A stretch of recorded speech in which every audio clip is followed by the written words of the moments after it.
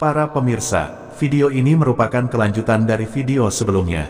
Kita menyaksikan dua rangkaian upacara adat, yakni upacara pengukuhan sirih pinang dan penanggalan mahkota serta penyerahan tugas adat dari Suster Delia kepada saudara perempuannya. Setelah acara penerimaan dengan pengalungan selendang kepada Suster Delia FSE dan tamu terhormat, selanjutnya mereka diarak menuju tempat duduk yang telah disediakan. Acara selanjutnya mereka mengadakan upacara adat Lalok Dato yang diiringi dengan tarian indah untuk Suster Delia dan para tamu terhormat. Dato adalah sebuah tradisi yang berasal dari bahasa daerah Tetun yang artinya suguhan sirih pinang.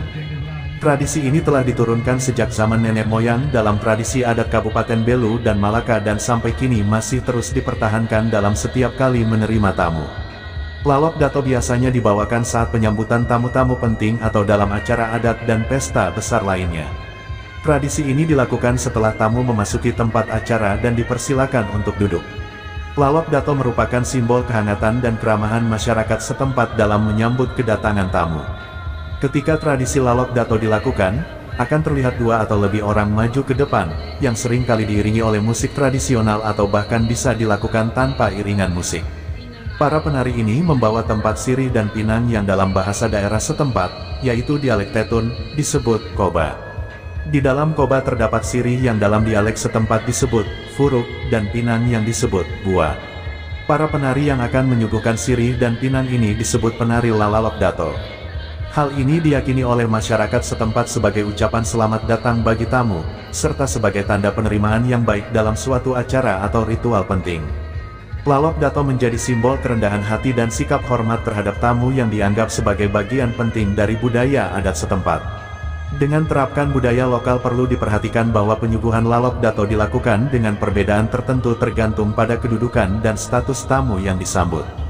Misalnya, penyuguhan untuk tamu penting seperti tokoh agama, presiden hingga kepala desa dilakukan dengan cara yang berbeda dibandingkan dengan penyuguhan kepada seorang raja atau tokoh yang memiliki kedudukan yang lebih tinggi dalam hierarki adat. Tradisi Lalok Dato bukan hanya sekadar tindakan protokoler semata, tetapi juga merupakan sebuah wujud penghormatan dan ungkapan rasa syukur masyarakat setempat terhadap tamu yang datang. Melalui Lalok Dato, budaya adat Kabupaten Belu dan Malaka tetap hidup dan menjadi bagian integral dari kehidupan masyarakat setempat.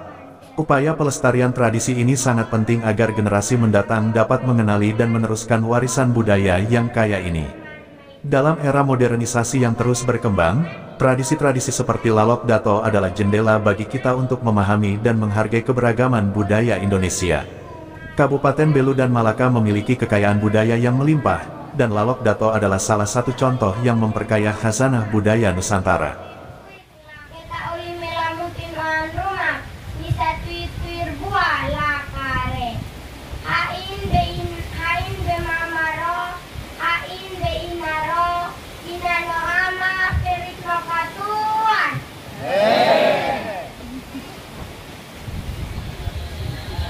Kita berikan tepukan.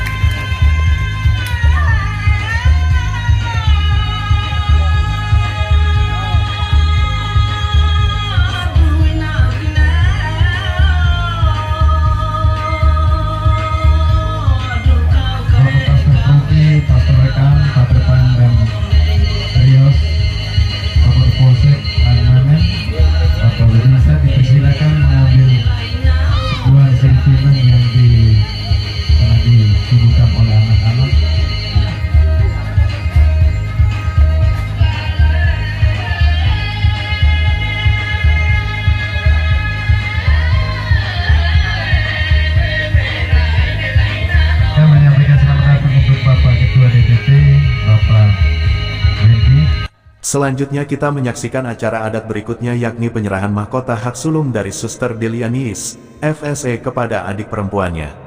Sejarah perjuangan wanita Malaka. Sambil mendokumentasikan setiap kegiatan adat, admin menemukan bahwa di beberapa suku, kaum perempuan di Malaka mempunyai kedudukan dan kekuasaan dalam rumah adat. Sehingga tidak heran beberapa laki-laki yang ingin mencari istri dari Malaka harus kawin masuk dalam adat Malaka.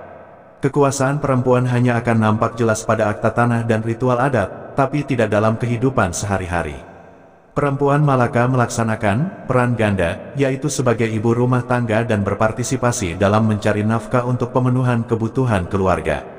Apalagi rutinitas dalam rumah seperti memasak, mencuci dan merawat anak seakan sudah menjadi tugas perempuan.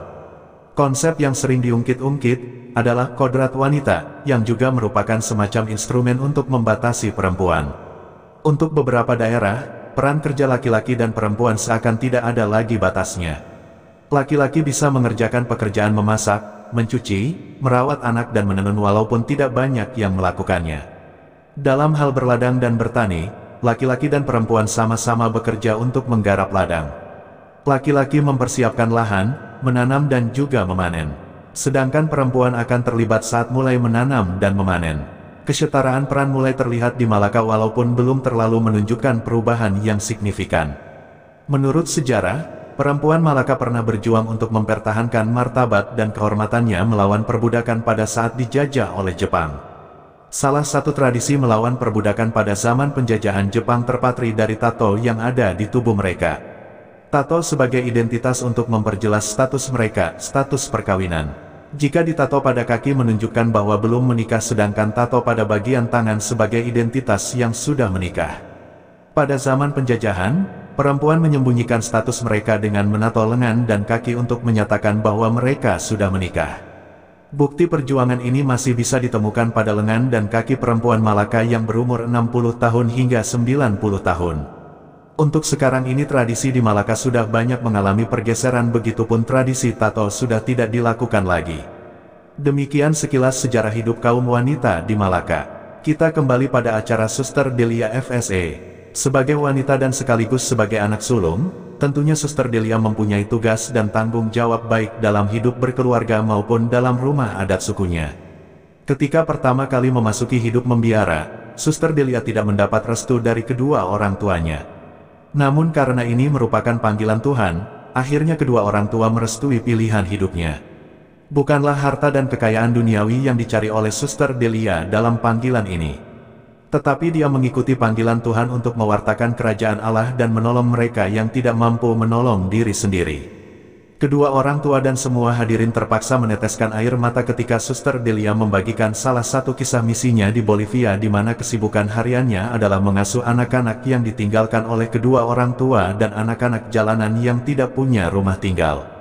Demi tugas misi yang mulia ini, Suster Delia harus rela meninggalkan mahkota kesulungannya sebagai seorang wanita kepada adik perempuannya. Semua yang berhubungan dengan tugas dan tanggung jawab sebagai seorang wanita diserahkan kepada adiknya dalam simbol penyerahan barang-barang pusaka adat. Tuhan memanggil saya untuk menjadi ibu bagi mereka yang tidak mempunyai ibu di negara-negara lain. Demikian kata Suster Delia yang disambut dengan derayan air mata oleh keluarga. Terima kasih Suster, terima kasih kepada kedua orang tua dan semua keluarga karena telah mempersembahkan Suster Delia untuk menjalankan misi Allah di seluruh dunia. Semoga Tuhan selalu menyertaimu dalam menjalankan misi kemanusiaan di negara-negara lain. Doa kami selalu menyertaimu.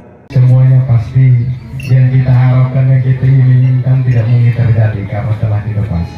Baik, yang mendokumentasi disilakan, kalau sudah dipersilakan kembali ke tempat. Langsung ya, penyerahan dari keluarga kepada kongregasi FSA. Di kesempatan ini, pimpinan kongregasi FSA tidak berkenan hadir bersama kita di tempat ini, maka kami daulat Bapak Pastor Progi untuk menerima suster sebagai tanda bahwa keluarga menyerahkan anak, saudari, kakak tercinta Suster Delia Ningis FSA kepada kongregasi. Hidup matinya di tangan kongregasi. Dokumentasi